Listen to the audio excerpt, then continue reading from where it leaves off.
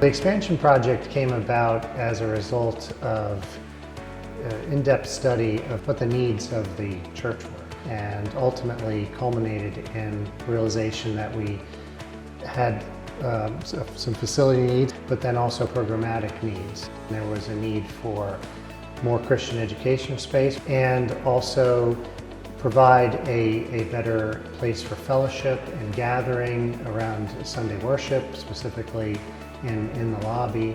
So that was really the genesis of the project, wanting to ultimately have a vision for how to do ministry on this campus better.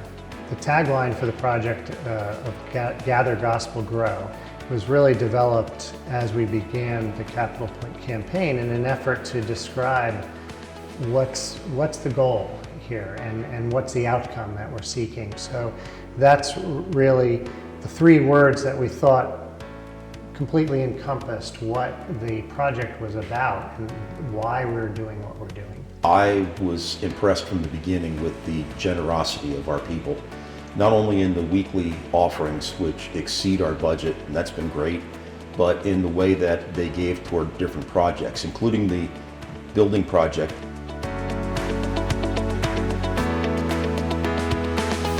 The lobby was originally rather small and with a low roof and dark without a lot of windows. The stair between the upper and the lower levels was a small stair that was narrow and got very constricted on Sunday mornings. And we really wanted it to be a more light-filled, welcoming area of the church and really create a much smoother, intentional connection between the upper and the lower levels.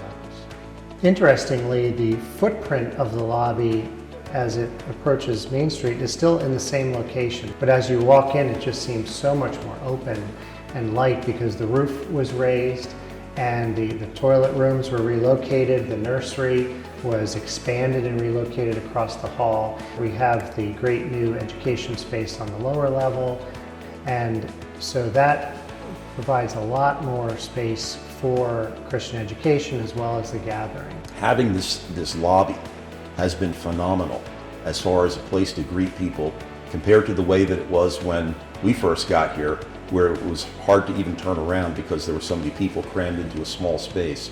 Having the kids' classrooms and having them look so nice has been just fantastic because it's added to our ability to do ministry effectively.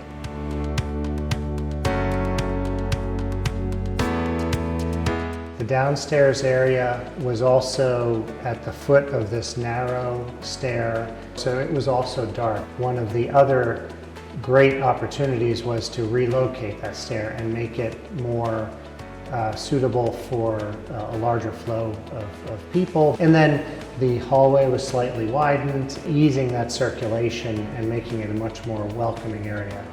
Many folks will also remember the moisture problems that we had experienced regularly on the lower levels. So part of the development of the addition that you don't see is how there was waterproofing applied to the outside of the walls while all the excavation was occurring. So we've really solved those moisture problems and made all of those rooms serve ministry better on the lower level.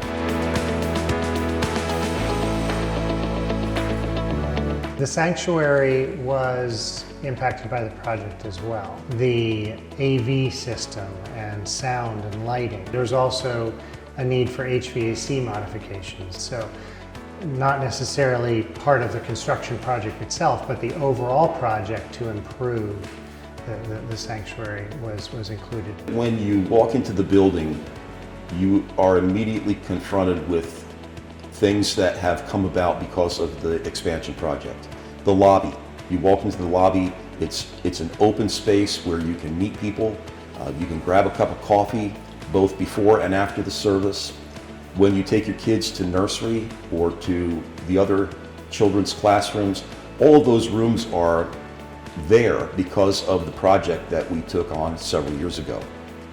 And they enhance the worship experience and our education experience. We walk into the lobby, that's the thing we see most readily and initially, but understanding what's happening on the lower level with the opportunity for classroom space and support of the ministry to the children, and even the improvements to the Fairmont building that came out of the project, and how the campus as a whole has really been improved.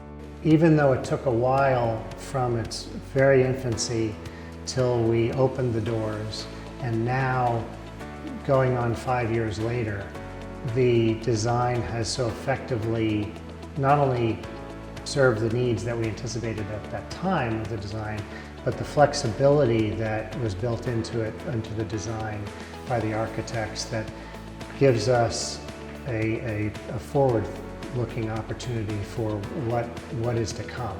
There's uncertainty in the financial world. I am not a financial expert by any degree, but we are having an increase in interest rate beginning in 2026.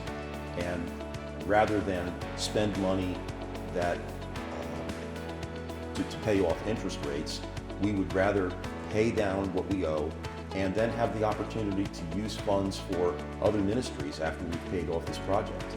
The church does have a responsible history relative to minimizing debt. We were debt-free before the project. It was our goal to be debt-free again as soon as possible.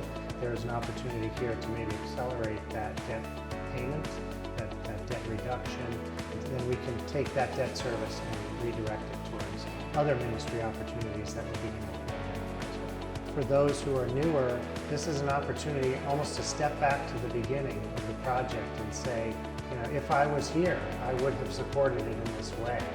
Whether we've been here for 15 years or 15 weeks, we can really benefit in real ways from the project, and we have this continuing opportunity to support it, to see finally the debt eliminated for the project, and see those funds redirected again to other ministry opportunities that will affect us all.